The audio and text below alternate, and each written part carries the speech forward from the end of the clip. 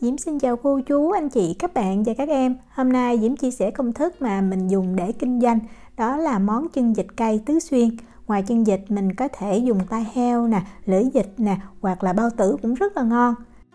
Công thức này của anh Hùng chia sẻ và hiện tại đang kinh doanh ở nhà hàng luôn. Cách làm như thế nào thì bây giờ mình cùng vào bếp làm món chân vịt cay tứ xuyên này với Diễm nha.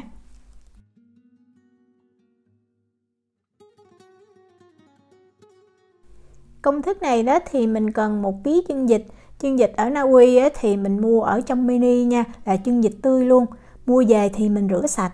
Và như Diễm nói đó, ngoài chân vịt thì mình làm lưỡi vịt rất là ngon, hoặc là mình làm lỗ tai heo nè, hoặc là bao tử. Nói chung là những cái gì mà ăn mà có độ giòn sần sật đó thì sẽ ngon với công thức này.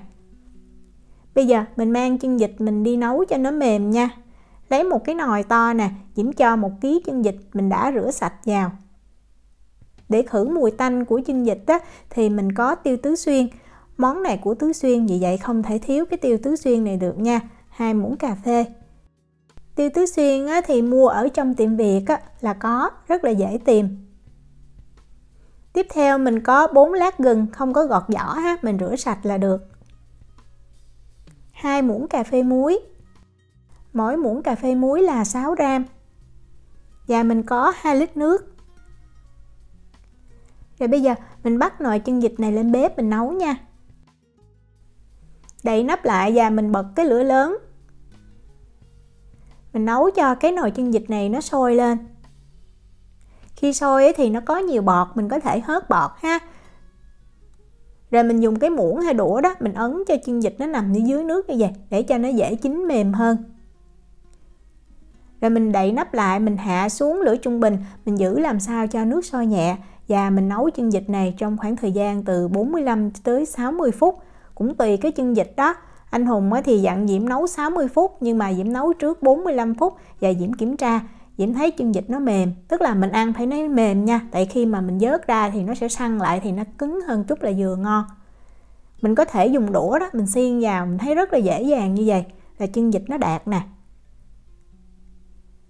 Mình nhắc ra khỏi bếp, rồi mình đổ ra một cái rổ ha. Hoặc là mình vớt ra, mình ngâm liền vào trong thau nước lạnh. Nước ở bên Diễm đó thì mình xả từ trong vòi ra là nó rất là lạnh. Vì vậy Diễm đổ ra cái rổ như vậy, rồi Diễm xả cái nước lạnh luôn. Khi mà mình thấy cái chân vịt nó đã nguội rồi thì mình rửa lại cho sạch nha. Thì như Diễm nói đó, mình nấu cho nó mềm. Thì lúc mà mình ngâm vào trong nước đá lạnh hoặc là nước lạnh như vậy, mình xả đó, thì chân vịt nó săn lại là vừa ngon. Chân vịt thì luộc nó hơi lâu, trong khi nếu mà mình dùng cái lưỡi vịt thì mình luộc khoảng từ 4 cho tới 6 phút thì cái lưỡi vịt nó đã mềm rồi. Chân vịt sau khi rửa sạch rồi thì mình mới mang móng mình đi cắt nha. Nếu mà mình cắt móng trước khi mà mình nấu mềm thì lúc mà mình nấu cái chân vịt nó dễ bị nát lắm, hoặc là nó không còn giữ nguyên, nó không có đẹp. Đó, mình cắt 4 cái móng như vậy. Chân vịt nó có cái độ nhầy, tức là cầm nó hơi nhớt. Vì vậy mình nên ngâm trong nước giấm loãng. Như vậy vừa khử mùi, đồng thời cái chân vịt nó không có bị nhớt, ăn nó sẽ ngon hơn.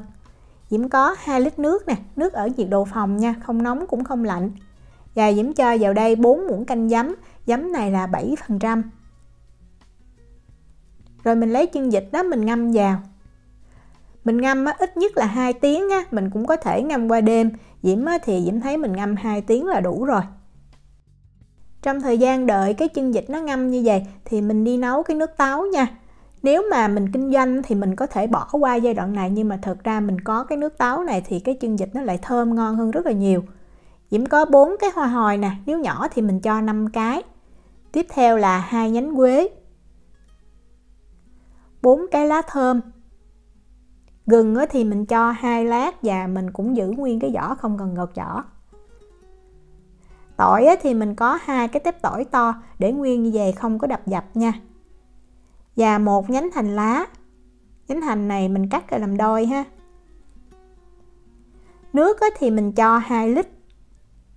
Và cái nước táo này mình ngâm chân vịt, vì vậy mình nếm nó sẽ mặn hơn cái nước canh. Vì vậy Diễm cho vào đây 30 gram muối. Vì kinh doanh thì mình có thêm 10 gram bột ngọt.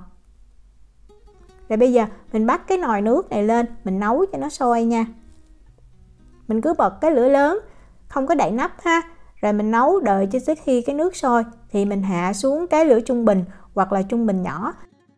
Mình giữ làm sao cho nước nó sôi nhẹ như vậy và mình nấu trong khoảng thời gian là 20 phút.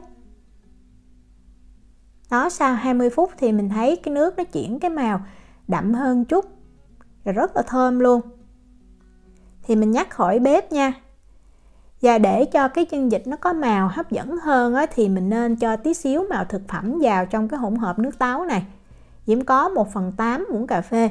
Cái màu này một hũ á, thì rất là to để dùng cho kinh doanh mà. Thì cái số của cái màu là cái số này nha, nếu mà mình muốn tìm mua.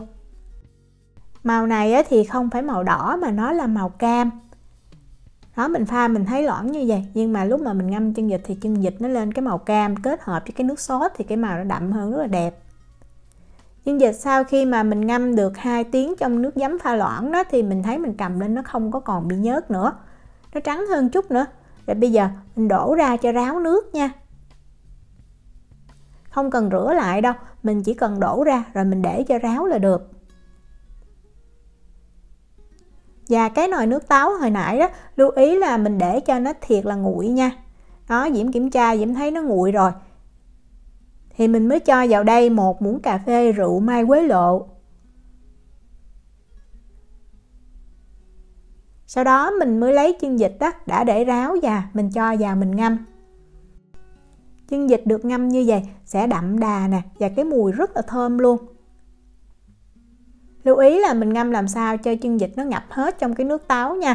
Và đậy nắp lại như vậy, mình ngâm qua đêm, mình cất vào trong tủ lạnh ha. Bây giờ Diễm chia sẻ cách làm cái dầu cay tứ xuyên. Dầu cay tứ xuyên thì không thể nào thiếu cái tiêu tứ xuyên được. Mình cần 50g nha. Tiêu tứ xuyên này khi mình ngửi thì nó có cái mùi thơm, nhưng khi mình ăn nó sẽ có cái vị cay tê tê ở đầu lưỡi rất là đặc biệt. Mình cho 50g tiêu tứ xuyên vào trong cái nồi nè. Tiếp theo mình có 100g hành tím. Hành tím này mình lột vỏ, sau đó mình cắt đôi.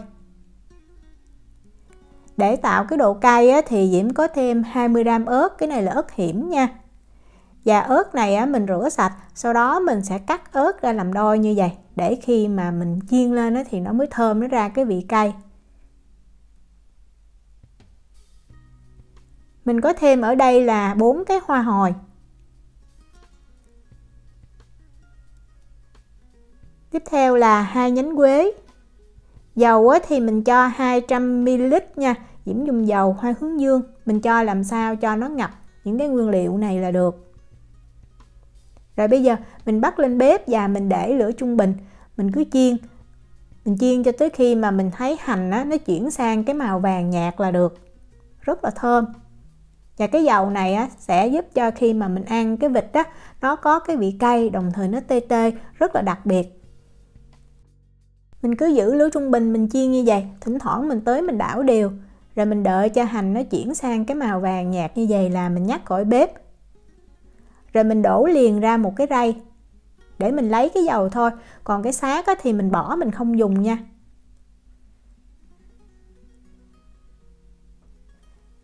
Chân vịt này Diễm đã ngâm qua đêm rồi nè. Như mình thấy ở đây, cái phần mà nó nổi lên trên thì nó không có thấm màu ha. Mình sẽ vớt cái chân vịt này ra, rồi mình để cho nó thiệt là ráo nha.